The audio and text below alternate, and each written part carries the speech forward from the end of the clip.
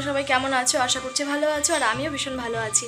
তো নতুন একটি ব্লগে আমি রুম্পা তোমাদের সবাইকে আরেকবার ওয়েলকাম। তো আশা করছি তোমাদের আজকের ভিডিওটা ভীষণ ভালো লাগবে। তো তোমরা ভিডিওটা স্কিপ না করে পুরোটা দেখো। আর কালকে রাত্রে খুব একটা ভালো ঘুম হয়নি, কেন কি মেয়ের জ্বর এসেছিলো। আর রাতে একবার জ্বর এসছে, আবার দেখি এই ওষুধ খাওয়া দাওয়ার পরে তারপরে দেখি জ্বরটা ছেড়ে গেছে, আবার দেখি ভোরের দিকে গাটা গরম গরম। দেখি বাবা একটু ওঠ। এই যে দেখো, এখন এই যে চুল টুল বেঁধে দিব, আর দেখো বিছানা টিছানা কিছুই ওঠানো হয়নি, তো সেগুলোও করব। তারপরে গিয়ে রান্নাবান্নাও আছে, তো ভাবলাম স্নান পুজো করে নিয়ে তারপরে একবারে রান্না বসাবো, যেহেতু রাত্রে ঘুম হয়নি। তো ভাবলাম স্নানটা করে নিলে হয়তো ভালো লাগবে। তো তোমরা ভিডিওটা স্কিপ না করে পুরোটা দেখো। আর দেখো মেয়েকে নিয়ে বসলাম চুলটা বাঁধতে, চুলটা বেঁধে নিয়ে তারপরে বিছানাটা পরিষ্কার করে ওঠাবো। আর সকাল থেকেই বলছি যে কি খাবি, কিছুই খেতে চাইছে না। আর জ্বরে কিন্তু গ্যাসও হয় প্রচণ্ড, ওই জন্য দুধটাও দিচ্ছি না।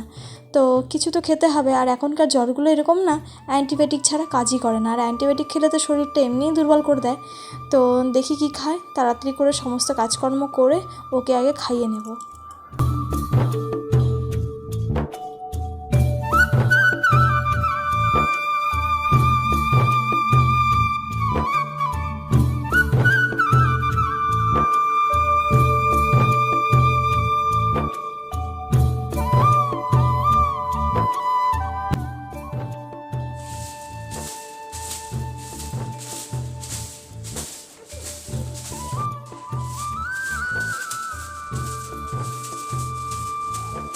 বিছানাটা তো আমার তোলা হয়ে গেছে, তোমরা তো দেখতেই পেলে।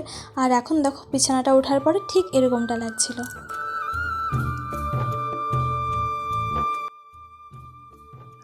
দেখো স্নান টান করে আমি চলে এসেছি, আর পুজো দেওয়া হয়ে গেছে। তো পুজোটা আজকে তোমাদের সাথে আর শেয়ার করলাম না, যেহেতু অনেকটা লেট হয়ে যাচ্ছিলো সেই জন্য। আর আমি স্নানে যাওয়ার আগে ভাতটা করে রেখে ডালটা বসে রেখে গেছিলাম। তো এখন এসে দেখি যে ডালটা সেদ্ধ হয়ে গেছে, তো ফোড়ন দেবো। আর তার মাঝখানে মেয়েকে একটু স্নান করিয়ে দিলাম, যেহেতু জ্বর এসছে তো একটু গরম জল করে করিয়ে দিয়েছি।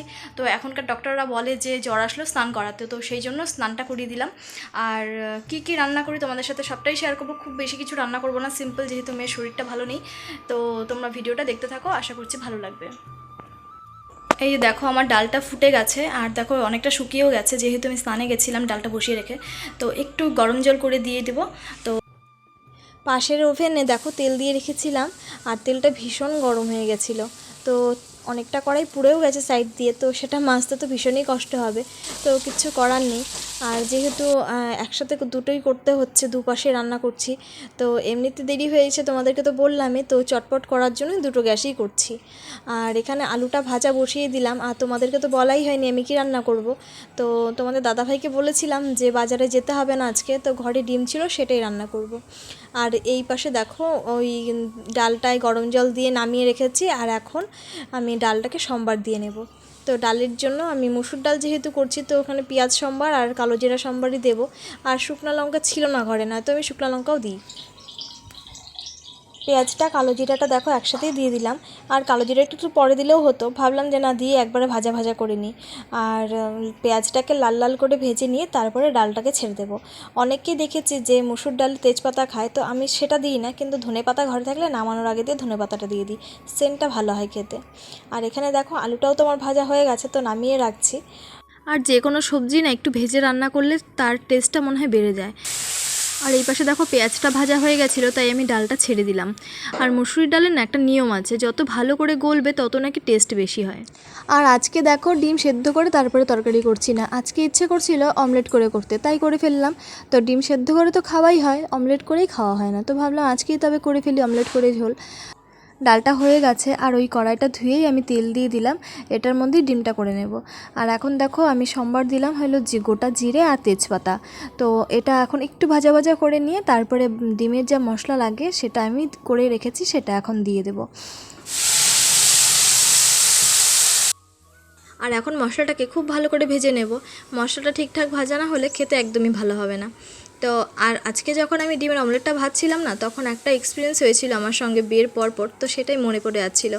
তো ভাবলাম তোমাদের সঙ্গে সেটা শেয়ার করি। তো একবার গেছিলাম বিয়ের পরে এরকম ডিমের অমলেট করে ঝোল বানাবো বলে। তো শাশুড়ি মাই রান্না করতো, আমাকে খুব একটা রান্না করতে হতো না, যেহেতু আমি পারতামও না। তো এরকম করে মশলা কষিয়ে আলু ভেজে রেখেছিলাম, সেটা দিয়ে দিয়েছি মশলার মধ্যে। তো তারপর ভাবলাম একটু চেখে দেখি, তো সেটা একটু মুখে দিতেই দেখি এতটাই ঝাল, আর আমার শ্বশুরবাড়িতে খুব একটা ঝাল খায় না, তখন ঝালটা কমাবো কী করে। তো আমি দিলাম তখন কৌটোর থেকে বের করে চিনি। তো ভাবলাম যে ব্যালেন্স হয়ে গেছে, একদম ঝাল একদিকে চিনি, তো এখন ব্যালেন্স হয়ে গেছে। তারপরে এরকম করে ভালো করে রান্না করে নামিয়ে রেখেছি। আর দুপুরবেলা যখন শ্বশুরমশাইকে খেতে দিয়েছি, তো আমি খেতে দিয়ে বাবাকে বললাম যে বাবা খাচ্ছ, কেমন হয়েছে রান্নাটা। তখন বাবা না আমার দিকে তাকিয়ে শুধু হাসলো, কিচ্ছু বলেনি, বিশ্বাস করো। তারপরে যখন আমি খেতে বসেছি, মানে আমি মুখে দিয়েই মানে এতটাই বাজে লাগছিল খেতে, বিশ্বাস করবে না তোমরা, মনে হচ্ছিল যে মানে মিষ্টি সেরার মধ্যে ডিমটাকে চুবিয়ে এনে মুখে দিলাম, এরকম একটা ব্যাপার। আর আমি খেয়ে ওঠার পরে বাবাকে জিজ্ঞেস করলাম, তুমি কেমন করে খেলাগো তরকারিটা, এত বাজে খেতে হয়েছে, তুমি তো কিছুই বললা না আমাকে। তো বাবা বলল যে রোজ তো একরকম রান্না খাই, আজকে না হয় একটু অন্যরকম রান্নাই টেস্ট করলাম। তারপর জানো তো, বাবা মাথায় হাত দিয়ে একটা কথাই বলল, করতে করতেই অভ্যাস হয়ে যাবে, আগে কোনো দিন করোনি তাই পারোনি, কিন্তু খেতে খুব একটা খারাপ লাগেনি, একটু না হয় মিষ্টি মিষ্টি স্বাদ হয়েছে, তাতে কি। তাই ভাবি, দেখো আজকে আমার শ্বশুরমশাই আমাদের ছেড়ে চলে গেছে প্রায় 5 বছর, মানে প্রায় না 5 বছর হয়ে গেছে। তো কিছু কিছু স্মৃতি বাবার সাথে ঘটা, তো ওগুলো মাঝে মধ্যেই মনে পড়ে যায়। আরও অনেক স্মৃতি রয়েছে, তোমাদের সাথে না হয় সেগুলো পরে অন্য কোনো ভিডিওতে শেয়ার করব। তোমাদের সঙ্গে আমার জীবনের স্মৃতিটা শেয়ার করে আমার ভীষণ ভালো লাগলো। তোমাদের কেমন লাগলো তোমরা জানিও। আর এখানে দেখো ঝোলটা ফুটে গেছে, তাই আমি ডিমগুলোকে ছেড়ে দিচ্ছি। তোমাদেরকে তো আগেই দেখিয়েছি ডিমটা আজকে আমি অমলেট করেই বানাচ্ছি। তো একটু ফুটে গেলেই তারপরে গরম মশলা দিয়ে নামিয়ে নেব। দেখো তো আমার ঝোলটা কেমন লাগছে। খুব একটা ঝোল রাখিনি, এই মশলা ঝোলই রেখেছি। তো ভাবলাম ডালও তো করেছি, ওই জন্য আর খুব একটা বেশি ঝোল রাখলাম না। আর খেতে বসলে তখন না একদম মাখা মাখা করে ফেললে তখন আবার ঝোল শর্ট পড়ে যায়। দুপুরে খাওয়া দাওয়া কমপ্লিট হয়ে গেছে আমাদের, আর এখন যাচ্ছিলাম ছাদে জামা কাপড়গুলো আনতে। আর মেয়েকে সকাল 6টা নাগাদ ওষুধ দিয়েছিলাম, তারপরে ভেবেছিলাম জ্বরটা আর তো আসবে না, অনেকটা সময় যেহেতু হয়ে গেছে। তো এখন প্রায় বিকেল 3:45 মতন বাজে, তো এখন দেখছি গাটা আবার সেই গরম হয়ে গেছে। তারপরে ওকে ওষুধ দিয়ে শুয়ে রেখে আমি এখন যাচ্ছি ছাদে জামা কাপড়গুলো চটপট নিয়ে আসি। আর যতই হোক মেয়েদের কিছু হলে না মনটা ভালোই লাগে না, কতক্ষণে যে ঠিক হবে। আর এবার জ্বরটা এসছে, কোনো রকম সর্দি কাশি কিছুই নেই, কিন্তু জ্বরটা মানে ঠিকঠাকভাবে কমছেই না। আজকে প্রায় 3 দিন হয়ে গেল, ওষুধ তো দিচ্ছি, অ্যান্টিবায়োটিকও খাচ্ছে। আর ওই জন্য আর কি চটপট করে বিকেলে কাজটা শেষ করে নিই, শেষ করে ওর কাছে গিয়ে যাই।